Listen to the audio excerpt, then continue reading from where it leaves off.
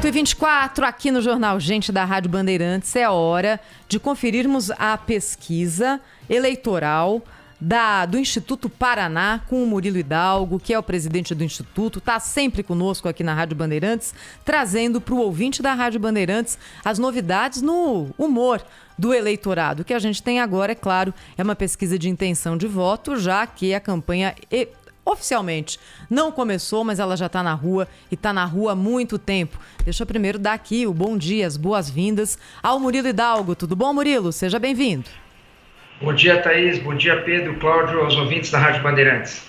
Obrigada, Murilo. A gente tem aqui esse levantamento feito pelo Instituto Paraná em todo o Brasil, com vários cenários, com as candidaturas que são possíveis. Eu vou me concentrar aqui, Murilo, no cenário que considera os seguintes candidatos. Na verdade, 2.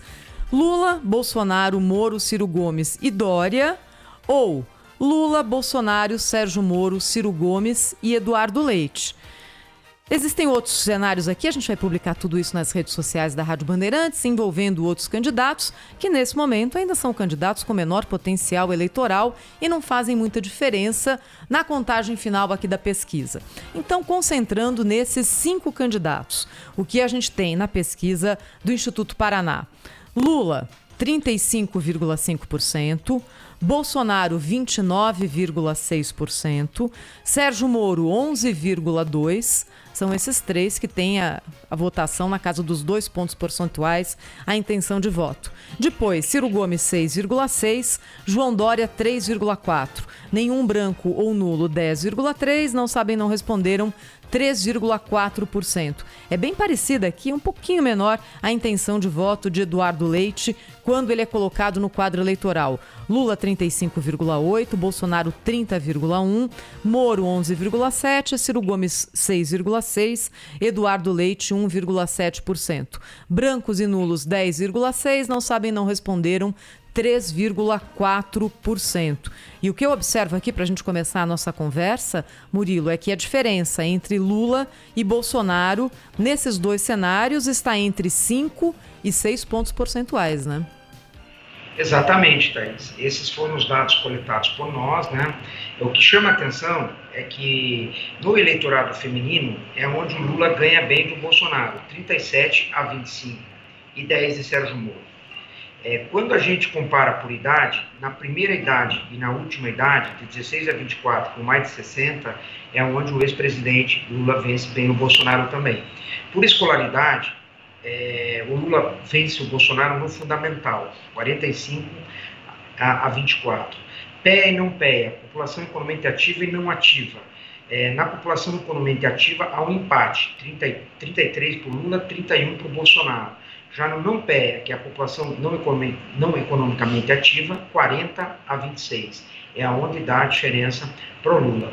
E nos resultados regionais, né, Thaís? A gente olha o resultado norte mais centro-oeste. Bolsonaro vence, 31 a 34. Nordeste, aqui é que o Lula ganha bem, 50 a 18. A diferença é muito grande. Sudeste, 31 a 31, empatados. E no Sul, o Bolsonaro vence, 37 a 25. Chama a atenção o desempenho do juiz Sérgio Moro na região Sul, onde ele aparece com 15%. Então, quer dizer, a entrada do Moro, num primeiro momento, onde a região Sul, Norte e Centro-Oeste, onde ele é o melhor desempenho do Bolsonaro, também são os melhores desempenhos do candidato Sérgio Moro. Só que a pesquisa também ela traz um dado bem curioso, que alguns eleitores, Thaís, que estavam votando no Lula por rejeitar Bolsonaro, começam a brigar um pouco esse eleitorado também para o Sérgio Moro. Quer dizer, o Bolsonaro perde mais, mas o Lula perde também.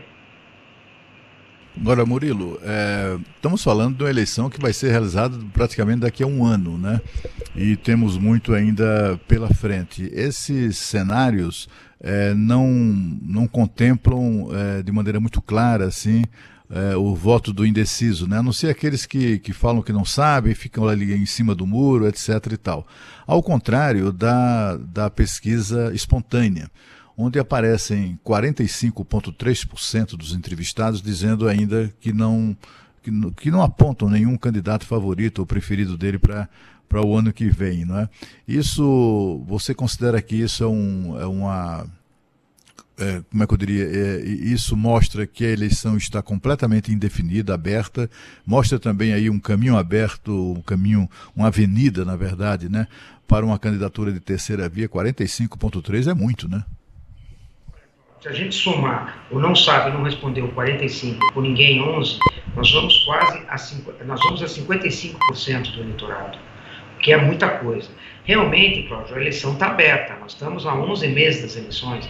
A eleição, eu te diria que é uma maratona, 44 quilômetros, e não correu nem 1 quilômetro ainda. Quer dizer, a eleição está completamente aberta, a pesquisa é uma fotografia da realidade. Agora, uma coisa é muito clara, né? A eleição tende agora, aos próximos 60 dias, polarizar em 3, certo? Eu já te diria que agora a gente vai ter provavelmente a 4ª via. Tá? Acho que a terceira via já é o Sérgio Moro. Agora precisa ver o que vai acontecer com o PSDB, o que vai acontecer com o Ciro, Mandetta, Simone Tebet, Rodrigo Pacheco. Eu acho que para esses a situação é um sinal amarelo. Eles precisam acelerar, principalmente o PSDB. Precisa definir essa situação logo para ver quem é o candidato, para que não vá ficando muito para trás nessa maratona, certo? Agora, com certeza, a eleição está completamente aberta. O Sérgio Moro, ele entrou na disputa, ele teve muita mídia desde que se filiou ao PSDB, ao Podemos. Não tenho dúvida também que o PSDB, a hora que definir quem é o seu candidato, que resolver o seu problema interno, também vai ter seu momento de exposição e tende a crescer. Agora, eu só queria que você esclarecesse o seguinte, nesses cenários que a pesquisa estabelece, são 7 cenários, né?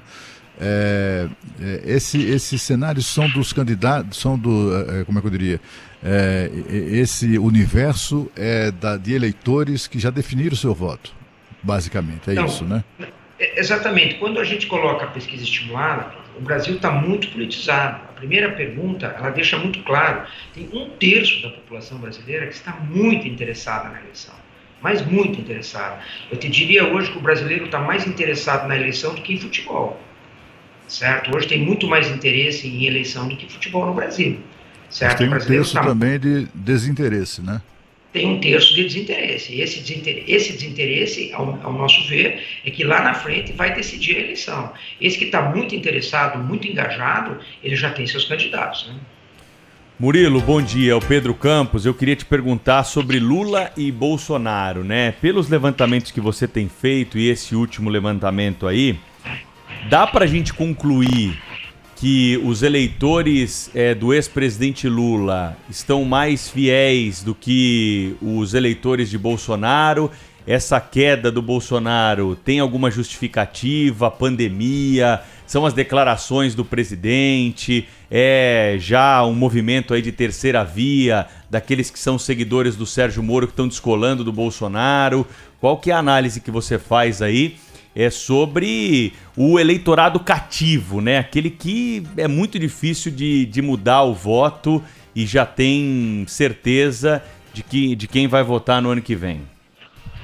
Olha, para o bem ou para o mal, a gente tem uma pergunta no final que eu acho que responde um pouco isso, tá? Qual é, na sua opinião, o maior problema do Brasil atualmente? Aquele que o governo deveria esforçar para resolver em primeiro lugar. Isso há 6 meses atrás era Covid, pandemia. Hoje, se a gente somar o desemprego com a crise financeira, nós já vamos quase a 35% do eleitorado. Quer dizer, o grande problema do presidente Jair Bolsonaro hoje é a economia. Se a economia não reagir, terá muita dificuldade de reeleição. Se a economia melhorar, a chance aumenta muito. Eu acho que a reeleição do Bolsonaro passa pelo momento econômico que o Brasil estará vivendo, te diria, em agosto e setembro do próximo ano. Agora, Murilo, a gente tem notado assim, esses números mostram, sobretudo na espontânea, né? A espontânea com 19 a 18, quer dizer, 1,3 de diferença entre Lula e Bolsonaro, é uma redução muito menor do que aquela que tem sido divulgada por outros institutos de pesquisa. Já vi pesquisa apontando 25% de diferença entre Lula e Bolsonaro, e o Paraná Pesquisa tem mostrado, e reiterou agora nesta pesquisa, que a maior diferença de todos os cenários estabelecidos, nesses 7 cenários, é exatamente o cenário 3, e aponta uma diferença de 5,9% de Lula em relação a Bolsonaro. A que é que você atribui isso? Assim, há uma certa estabilidade, digamos, né, dos últimos 6 meses em relação a esses números, ou não? Ou esses números mudaram muito? Olha, Cláudio, as pesquisas que a Paraná Pesquisa realizou, a gente vê um cenário estável de queda de Bolsonaro. Bolsonaro vem perdendo pesquisa a pesquisa, e muito em cima do desempenho da economia, certo? Não tenho dúvida em falar isso. Mas hoje, se a gente fizer uma análise, é um quadro estável, com uma pequena queda de Bolsonaro, pesquisa a pesquisa. Essa pesquisa, o que ela trouxe, eu acho que a grande novidade, é o Sérgio Moro já com 2 dígitos, né? Que não é fácil. Um candidato que nunca disputou uma majoritária, lógico que ele foi juiz, foi protagonista da Lava Jato, mas ele aparecer com 2 dígitos não é para qualquer um. Certo? Eu acho que isso é o que chama atenção para as próximas pesquisas, qual vai ser o desempenho do ex-juiz e do ex-ministro Sérgio Moro, certo? Se ele vai continuar crescendo, se vai parar ou se vai cair. Eu acho que as próximas pesquisas a gente deve prestar muita atenção no desempenho do juiz Sérgio Moro, e também nas próximas pesquisas, com certeza, a gente já vai ter uma definição do candidato do PSDB também. Se vai ser João Dória, Eduardo Leite, e com esse imbróglio definido, o que vai acontecer com o candidato do PSDB. Murilo Hidalgo, do Instituto Paraná Pesquisas, ao vivo conosco aqui na Rádio Bandeirantes. Murilo, a gente sabe que pesquisa mede intenção de voto e mede rejeição, né? E às vezes a rejeição é tão ou mais importante do que a intenção de voto nesse momento aqui. O Paraná mediu a rejeição dos pré-candidatos Lula e Jair Bolsonaro. Bolsonaro tem 55,8% de rejeição e Lula 47,4%. São aqueles eleitores que respondem o seguinte: não votaria nessa pessoa de jeito nenhum para presidente do Brasil. Bolsonaro 55,8%, Lula 47,4%. São 2 índices altos e o do presidente Jair Bolsonaro é mais alto que o do ex-presidente Luiz Inácio Lula da Silva. 2 perguntas. Esses números aqui são números compatíveis com o tamanho do conhecimento que esses 2 pré-candidatos têm no eleitorado, e é difícil reverter rejeição, Murilo? Olha, Thaís, assim, uma coisa está ficando muito clara, né? O Lula precisa do Bolsonaro, o Bolsonaro precisa do Lula para ganhar as eleições, certo? Eu acho que se o candidato da terceira, da quarta via, da quinta via conseguir furar o bloqueio, com certeza passa a ser favorito no segundo turno, certo? Então, é muito difícil. Uma outra coisa curiosa que está acontecendo, Thaís, tem eleitor que diz rejeitar, uma pequena parcela, que diz rejeitar Jair Bolsonaro, mas no confronto com o Lula acaba votando no Jair, e a mesma coisa do Lula. Quer dizer, esse eleitor é o mais suscetível a mudar para a terceira, ou para a quarta, ou para a quinta via, certo? Eu ainda vejo um potencial de crescimento para a terceira via até março. Eu acho que até março esses candidatos tendem a crescer, certo? Daí o quadro vai estabilizar e a gente já vai ter um quadro mais real de quem realmente vai para a corrida, né? Qual vai ser a posição desses candidatos? Porque se a gente for analisar as eleições passadas, saiu muito candidato. Então, sim, quantos candidatos a presidente da República nós vamos ter? Simone Tebet vai? Rodrigo Pacheco vai? Mandetta vai? São perguntas. Cabo Daciolo vai? Que nem a gente fala do Cabo Daciolo, que a gente ainda não coloca nas pesquisas, mas o Cabo Daciolo, na eleição passada, ele ganhou do Álvaro Dias e do Geraldo Alckmin. Quer dizer, então, essas candidaturas, o Partido Novo, que normalmente tem um desempenho inicial bom, vai ter candidato? Não vai ter candidato? Então, quer dizer, tudo isso a gente vai sentir a partir de março. Só que quanto mais candidato, mais beneficia Lula e Jair Bolsonaro.